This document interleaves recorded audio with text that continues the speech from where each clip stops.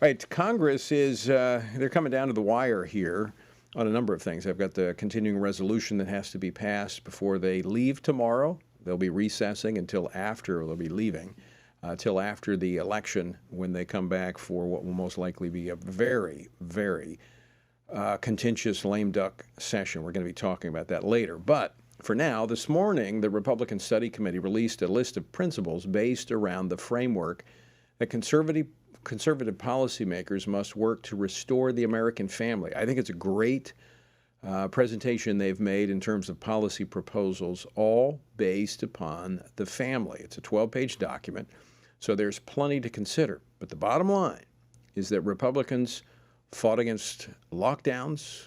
They're wanting to continue the fight against woke indoctrination and bureaucratic interference in schools. They believe parents should be the determiners of their children's future. So there should be no doubt which political party is the party of parents and families. Join me now to discuss this and other news from Capitol Hill is Connor Semelsberger. He is the Director of Federal Affairs for Life and Human Dignity here at the Family Research Council. Connor, welcome back to the program. Great to be back, Tony.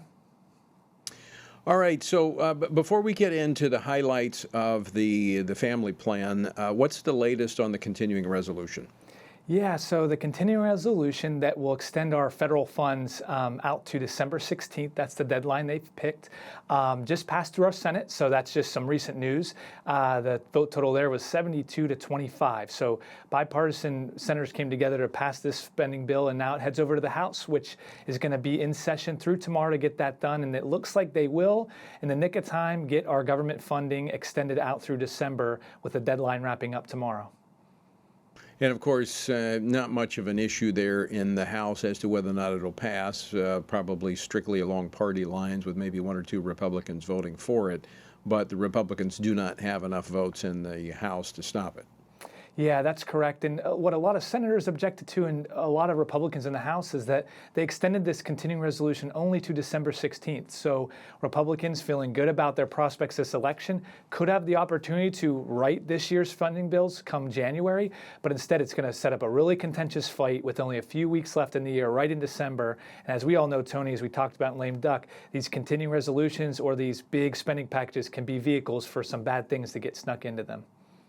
Yeah, this is going to be probably, and this is my prediction, this will be one of the most dangerous, one of the worst lame duck sessions in modern history, but just because of how radical the Democratic leadership is and what they've already passed out of the House and is pending before the Senate. But I'll save that for another day. I want to talk about the highlights of the plan put forth by the Republican Study Committee today. I gave a quick overview, but give us some more of the highlights and how this plan would actually help American families. Yeah, it's really a brilliant plan, I have to say, and kudos to Congressman Jim Banks from Indiana, the chairman of RSC, who's put this together, working with outside groups like ourselves and others to paint parity to what Biden and the Democrats proposed last year, their Build Back Better. Thankfully, that failed, but that policy solution was government control over everything about family life, just throwing money at the wall, no real solutions for families. Contrast that with what the RSC is proposing, which is from top down, it's very much so reflective of what FRC has done for now the last 40 years, which is the family is truly the center of our society. As goes the family, so goes the nation. And it starts with life begins at conception in the womb. Marriage is between a man and a woman and must be held sacred. No marriage penalties in our federal policies, up to how do we help parents then educate their children where they have control over what they're being taught? How do we help families pick the best working situation for them, whether that's one parent working or both working or one staying at home to best care for their kids, and then generations beyond that. This is top down a complete parity to what Democrats have offered, and this really puts the family back in the square of our public policy. So, Connor, based upon looking at this, is it a stretch to say that the Republicans want to be the party of parents? Oh, not at all. And it's clear from some of these proposals, like you mentioned, Democrat governors across the country, they wanted to close schools, they wanted to cut families off from each other, from their extended families or communities. This restores that. This is truly the building back better of families, and that it actually puts parents first, children's rights in education, so that they aren't indoctrinated by woke ideologies. And like I said, it just values all those things that make our society good, which is the family thriving and surviving, especially in these hard economic times when so much inflation has hurt working families. This helps fix a lot of those problems.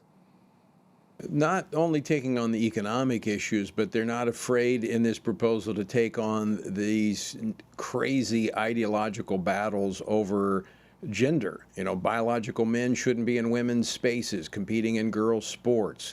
We shouldn't have to be using false pronouns. I mean, they go right after it. Yeah, and that's great to see, because for so long it's been sort of a struggle to get even conservative elected lawmakers to really stand for these values. This platform does that, like you said, beats about this abortion ideology that the only thing that helps women that are in need is abortion, rather than giving them, good health care and a support system. This is about fighting against those gender ideologies that destroy children's lives, that, doing surgeries on young minors, even sometimes without parental consent. They go right at that. And standing up for parents' rights in education, so parents are the drivers of children's education rather than government bureaucracy like our Department of Education here in D.C.